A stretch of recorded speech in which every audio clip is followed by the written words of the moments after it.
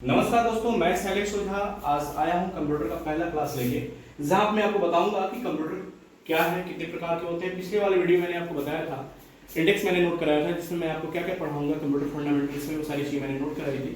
आज उसका पहला सेशन आ रहा है अबाउट कंप्यूटर। तो कंप्यूटर क्या होता है, इसी के बारे में मैंने सोचा है कि आज आप क्लियर कर लो। तो आप देखें, मैंने क्या लिखा है कि ये एक इलेक्ट्रॉनिक डिवाइस है, ये एक डेटा लेता है, प्रोसेस करता है, इनपुट है, इस तरह की चीजें मैंने कुछ लिखा है यहाँ पे। तो सबसे पहले हम जानेंगे कि कंप्यूटर की ये जो बेसिक तत्व है, जैसे इसे हम इलेक्ट्रॉनिक डिवाइस क्यों कहते हैं, डेटा किसको बोलते हैं, इंफॉर्मेशन किसको बोलते हैं, ये सारी चीजों को पहले हम समझेंगे। तो एक बार आप इस पे फोकस कर सकते हैं और इसको पढ़ लीजिएगा, और पहले हम एक एक पॉइंट्स को देखेंगे, फिर हम आगे बढ़ते हुए चलेंगे। ठीक है, थैंक यू। दूसरा है डाटा, तीसरा है इंफॉर्मेशन, चौथा है प्रोसेस, अगला है इनपुट, आउटपुट, प्रोसेस लिख चुके हैं ना, यूजर, बाइनरी,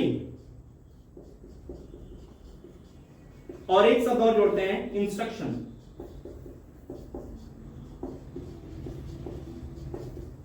एक दो तीन चार पांच छह सात आठ नौ, इन 9 चीजों का अगर हम मतलब समझ लेना, तो कंप्यूटर का जो परिभाषा है कि कंप्यूटर क्या है, तो हमने क्या बोला था कि computer is an electronic data processing machine that accepts the binary input from user by input device, process it and returns the meaningful information to the user by output device and also stores the data for future use by its store device। यानी सबका मतलब क्या हुआ, computer एक ऐसा विद्युतीय यंत्र है जिसके माध्यम से कुछ लिया जाता है किसी विशेष अंग के द्वारा, उस पर क्रिया किया जाता है, अमल किया जाता है, प्रोसेस किया जाता है, और आपको समझने योग्य भाषा में रूपांतरित करके दे दिया जाता है, और भविष्य में इसका दोबारा उपयोग किया जा सके, इसलिए इसको संचय भी करके रखा जा सकता है, रखा जाता है, और वो संचय यस स्टोरेज डिवाइसेस के नाम से क्लियर, यही था। नाउ एक छोटा सा एग्जांपल लीजिए, जैसे मैं आपसे पूछूं कि 2 गुणे 2 कितने होते हैं, 4। ये क्या है, एक तरह से प्रोसेस हो रहा है, तो इसके बारे में थोड़ा सा और भी हम लोग आगे बात करेंगे। सबसे पहले हम बात करते हैं कि इसे इलेक्ट्रॉनिक्स क्यों बोलते हैं। इस संसार में जितनी भी चीजें बनी हुई है, चाहे वो मार्कर हो, बोर्ड हो, हमारा शरीर हो, कुछ भी, सब किस चीज से बना है, किससे बना है, एटम से। किससे बना है, एटम। अब एटम क्या है, हमने कहा था एक परमपिता परमेश्वर, लेकिन जब परमपिता परमेश्वर को हम लोग डिवाइड करते हैं तो बहुत देवी देवता निकलते हैं, जिसे मुख्य देखा जाए तो ब्रह्मा विष्णु महेश। उसी प्रकार से अगर एटम को हम लोग छोड़े यहाँ पे, तो हमको 3 चीज दिखाई देती हैं। कौन सी, इलेक्ट्रॉन, प्रोटॉन और न्यूट्रॉन। ऐसा माना जाता है जैसे देवता लोग बैठे रहते हैं और एक चक्कर काटते रहते हैं, सेम यहाँ पे क्या होता है, प्रोटॉन और न्यूट्रॉन केंद्र में स्थित होते हैं और इलेक्ट्रॉन्स का मूवमेंट होता है। ये हम नहीं करते हैं, ये वैज्ञानिक लोग करते हैं। क्लियर हो गया। नाउ अब हम एटम की बात करें तो हम एक चीज और जानेंगे, जैसे हमारा गुण है ना दोस्ती बनाना, है कि नहीं है। हम आपको क्या बताने जा रहे हैं, हम आपको फिजिक्स नहीं पढ़ा रहे हैं, हम आपको बताने जा रहे हैं कि कंप्यूटर को इलेक्ट्रॉनिक डिवाइस क्यों कहते हैं। ठीक है, इसी क्यों का जो जवाब है वो इतना लंबा आपके सामने निकल के आ रहा है। फिर मैं आपको बताऊंगा डेटा क्या हो, इंफॉर्मेशन किसे बोलते हैं, इंस्ट्रक्शंस किसको बोलते हैं, प्रोसेस किसको बोलते हैं, तब ये कंप्यूटर सिस्टम का निर्माण कैसे होता है। केवल रट्टा मार देना कि कंप्यूटर ये फलाना हमको नहीं लगता है। कंप्यूटर की चीजों को आप कंसेप्ट को समझिए। क्लियर हुआ। तो हमने क्या जाना कि विद्युत जो पूरे संसार में एटम को जो तोड़ते हैं, इलेक्ट्रॉन, प्रोटॉन और न्यूट्रॉन केंद्र में स्थित होते हैं, इलेक्ट्रॉन्स का मूवमेंट होता है। जैसे इंसान का गुणधर्म क्या है, दोस्ती बनाना। हम एक व्यक्ति से दोस्ती बनाना चाहते हैं, हम अलग नहीं रह सकते, कहीं ना कहीं मेरा एक दोस्त होना चाहिए। सेम कंडीशंस यहां भी क्या होता है, इलेक्ट्रॉन्स का आकर्षण होता है।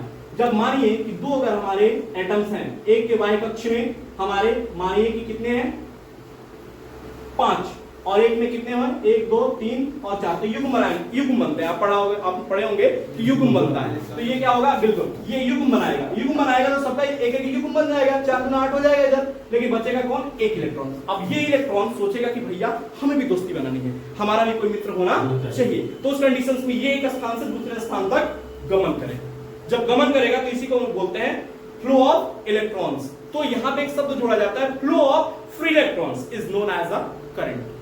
Flow of free electrons known as the current. अब करंट देखिए, इतना तो जानेंगे करंट होता है, करंट का मतलब क्या है, धारा। धारा। लेकिन यहाँ पे हम लोग किस शब्द का बात करें? विद्युत धारा। धारा तो हमारे पानी का भी धारा हो सकता है, बोलने का प्रवाह भी हमारा हो सकता है कि नहीं हो सकता है धारा, ठीक है। लेकिन यहाँ पे क्या है? इलेक्ट्रिक करंट यानी विद्युत धारा। तो विद्युत धारा क्या हो गया? Free of flow electrons from one location to another.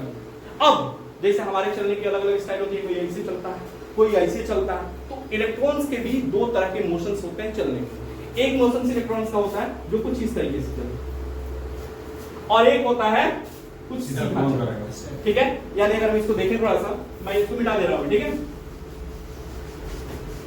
तो दो तरीके से, यानी करंट कितने तरीके से चल सकते हैं? करंट दो तरीके से, एक जो इस तरीके से चले, बिल्कुल, और एक जो सीधी रेखा में चले। तो ये क्या है? इसको बोलते हैं अल्टरनेटिव करंट और इसको बोलते हैं डायरेक्ट करंट, ठीक है। अब यहाँ पे क्या है? इसको हम लोग डीसी के नाम से जानते हैं। किससे नाम जानते हैं? डीसी। एसी और डीसी। आपको मैं बता दूं, ऐसे तो घातक दोनों होते हैं, लेकिन इन दोनों में सबसे ज्यादा घातक आपको जानकारी होनी चाहिए, डीसी होगा। डीसी होता है, ठीक है। इसीलिए घरों में जो सप्लाई मिलती है ना, अधिकतर जो बैटरी हम लोग लेके आते हैं वो 12 वोल्ट की सप्लाई होती है, चाहे छोटी बैटरी है चाहे बड़का सा बैटरा है। कितने वोल्ट की सप्लाई होती है? 12 वोल्ट। अगर हमको डीसी ज्यादा मिल जाए, इसमें क्या होता है, घरों में जो सप्लाई आती है 220 के लगभग से ऊपर की सप्लाई आती है, एसी सप्लाई, ठीक है। जबकि अगर 220 वोल्ट इसका झटका आपको लग जाए ना, तो आपकी कहानी खत्म। इसमें पता ही नहीं चलेगा कब आप गए। लेकिन इसमें क्या होता है, आप कहते हो कि भैया आपको झटका लगा, तो झटका कैसे लगा? आपको झटका, आप बच कैसे जाते हैं? तो जानते क्या होता है, जो साइकिल होती है ना, आप देखते हो कि चार्जर पर लिखा होता है 15 से 16 मेगाहर्ट्ज या हर्ट्ज करके कुछ लिखा होता है। तो क्या है, करंट की आवृत्ति दिखाता है कि 1 मिनट में हमारे कितनी आवृत्तियां बन रही है। तो 1 सेकंड में कितनी आवृत्तियां बन रही है। तो इससे मानिए कि 60 आवृत्ति अगर बनती है और आप करंट को छूते हो, तो ये जो पॉइंट होता है हाई एम्पलीट्यूड, इसको बोलते हैं लो एम्पलीट्यूड, ये पॉइंट न्यूट्रल पॉइंट होता है। तो आपको हो सकता है कि 1 2 3 झटके लगते हैं, उसी में आप हाथ हटा लेते होंगे या फेंका जाते होंगे, तो इसमें बनने की, इसमें बचने की संभावना बन जाती है। लेकिन इसमें क्या होता है, सीधे आपको कहानी, इसलिए डीसी ज्यादा खतरनाक कहानी। नाउ अब हम बात करते हैं, तो एसी करंट ऐसे, डीसी। अच्छा, इसको कोई देखा है क्या चलते हुए कि नहीं? करंट ऐसे चलता है, देखा जाता है, मैंने देखा है, आप भी देख सकते हो। एक मशीन आती है जिस मशीन का नाम होता है CRO, कैथोड रेज ऑसिलोस्कोप। क्या बोलते हैं इसको? Cathode rays oscilloscope. एक मशीन होती है जिसके माध्यम से आप करंट के फ्लो को, उसके वोल्ट को, उसके एम्पियर को चेक कर सकते हैं। ये दिखता भी है कि करंट कैसे चल रहा है। किसके माध्यम से देख सकते हैं? CRO, cathode rays oscilloscope. आगे बढ़े तो देखिए, जो इंस्ट्रूमेंट, जो डिवाइस हमारे एसी पे चलती है, जैसे हमारा ये पंखा है, ठीक है, हमारा फ्रिज है, ठीक है, हमारा एयर कंडीशन है, ये सब डायरेक्टली हम लोग लगाए और हमारा एसी से ऑपरेट होना चालू हो गया। तो जो बिल्कुल, तो जो डिवाइसेस हमारे किस पे चलते हैं? अल्टरनेटिव करंट पे, एसी पे, उसको इलेक्ट्रिकल डिवाइसेस के नाम से जाना जाता है, बिल्कुल। और जो डिवाइसेस हमारे डीसी करंट से ऑपरेट होते हैं, उस तरह के डिवाइसेस को हम लोग इलेक्ट्रॉनिक्स, इसके लिए इलेक्ट्रिक्स और इसके लिए इलेक्ट्रॉनिक शब्द का प्रयोग करते हैं। अब इलेक्ट्रॉनिक शब्द क्या है? जो डीसी से ऑपरेट होता है। तो आप कंप्यूटर पे देखते हो, लगाते हो कंप्यूटर का प्लग, वो तो एसी आ रहा है ना घरों में, लेकिन उसके अंदर एक मशीन लगी होती है SMPS, switch mode power supply, बिल्कुल, जो क्या करता है, एसी को डीसी में कन्वर्ट करता है और डीसी को भी अलग अलग वोल्टेजेस देता है। मैं आगे जो वीडियो बनाऊंगा ना आप लोगों के लिए, तो मैं आपको एक एसएमपीएस का स्पेशल वीडियो बनाऊंगा जिसमें बताऊंगा करंट कैसे बिल्कुल कम देता है, बिल्कुल कितने वोल्ट आते हैं और कितने वोल्ट जाते हैं। क्लियर हो गया? आगे बढ़े नेक्स्ट। अब हम आगे बढ़ते हैं। आप जान गए कि कंप्यूटर को इलेक्ट्रॉनिक डिवाइस क्यों बोलते हैं? क्योंकि कंप्यूटर हमारा डीसी वोल्ट पे ऑपरेट होता है। नाउ अब बात करिए और बात करते हैं किस चीज की? बात करते हैं डेटा किसको बोलते हैं। देखिए, डेटा का मतलब होता है असिद्ध तथ्य। क्या होता है? डाटा का मतलब क्या है? असिद्ध तथ्य, जो सिद्ध अभी तक नहीं है। जैसे आपका नाम क्या है? मुन्ना। ये लिखते होंगे आप, है? क्या लिखा है? ये नहीं लिखा है, जहां तहां लिखा है। ये लिखा है मानू, ठीक है, ये लिखा है नुमा। और हो जाएगा। अभी ये क्लियर नहीं है कि ये क्या लिखा गया है, ठीक है। बात को समझिएगा, मैं बताने की कोशिश करूं। अच्छा, अगर हमने यहां पे लिख दिया, अब ये क्लियर है, मुन्ना लिखा है, क्लियर है? मुंह से बोलिए जी। नहीं क्लियर। अभी भी ये मुन्ना क्या है मुझे समझ नहीं आ रहा है। कोई छोटा बच्चा मुन्ना है या किसी बिल्डिंग का नाम मुन्ना है, कि किसी मॉल का नाम मुन्ना है, कि किसी व्यक्ति विशेष का नाम जो मेरे सामने बैठा है उसका नाम मुन्ना है? अभी क्लियर नहीं है। जब तक हम यहां पे लिखेंगे कि Munna is a human being या he is a student of the Technosys computer institute, then this is the meaningful word, this is the information. जब आप आते हो मेरे पास एडमिशन के लिए फॉर्म भरते हो तो आप एक एक नाम उसमें भरते हो ना, नाम पता, दैट टाइम वो डेटा होता है। लेकिन जब आप सिग्नेचर करके कंप्लीट मुझे आप देते हो फॉर्म तो आपके बारे में कंप्लीट इंफॉर्मेशन होता है, और उसके बीच का जो प्रक्रिया चलता रहता है उसी को हम नाम देते हैं प्रोसेस। जैसे एक छोटा सा एग्जांपल हम यहां पर सिर्फ बताने वाले हैं किसके बारे में, डाटा, इंफॉर्मेशन, प्रोसेस के बारे में। तो एक छोटा सा एग्जांपल लिखिए, जैसे मानिए कि मैं यहां पे लिखूं 2 + 2, ये 2 क्या है, एक डेटा, क्या है ये क्या है, ये है इंस्ट्रक्शन, आदेश, इंस्ट्रक्शन है क्या करना है, बिल्कुल, क्या है ये, इंस्ट्रक्शन। और ये क्या है, इंस्ट्रक्शन जैसे मैंने दिया कि भैया 2 और 2 को जोड़ो। अच्छा मैं आपसे पूछूं 2 और 2 कितने होते हैं तो क्या बताएंगे, 2200 कह देंगे। बिल्कुल, 2 और 2 आप कुछ भी कर सकते हैं, कुछ भी कैसे कहेंगे, 2 और 2 आपके दिमाग में सोच लिया कि 2 और 2 4 होगा, लेकिन आप ये सोच रहे ना, इंसान है, कंप्यूटर ये नहीं सोचता है, उसको बताना पड़ेगा कि भैया 2 और 2 क्या है, यानी 2 और 2 को आपस में जोड़ो। तो ये क्या हो गया, इंस्ट्रक्शन, ठीक है।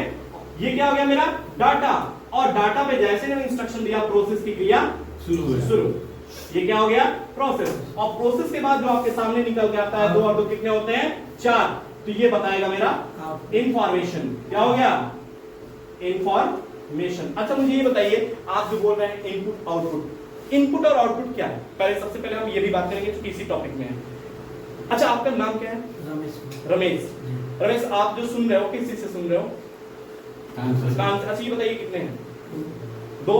अभी मैं आपको रसगुल्ला के नाम कहोगे, बढ़िया ऐसे खराब कहोगे ना, तो ये क्या है, ये सारे आपकी ज्ञानेंद्रियां हैं जो आपकी चीजों को आपके ब्रेन के पास लेके जा रही हैं, ठीक है। उसी प्रकार से तो ये सारे अंग आपकी ज्ञानेंद्रियां, या जिसको हम लोग बोलते हैं सेंसिंग ऑर्गन्स बोलते हैं ना, एक थप्पड़ मारेंगे, बिल्कुल एक थप्पड़ मारेंगे तो आप कहेंगे सर जी ज्यादा जोर से मारे हैं, धीरे से मारे हैं, तो ये सेंसिंग ऑर्गन्स है। तो ये सारे जैसे हम इसको ज्ञानेंद्रियों के नाम से अपने बॉडी में जानते हैं, कंप्यूटर फील्ड में उन्हीं सारी चीजों का काम क्या होता है, डेटा को डेटा को प्रोसेसर के पास लेके जाना।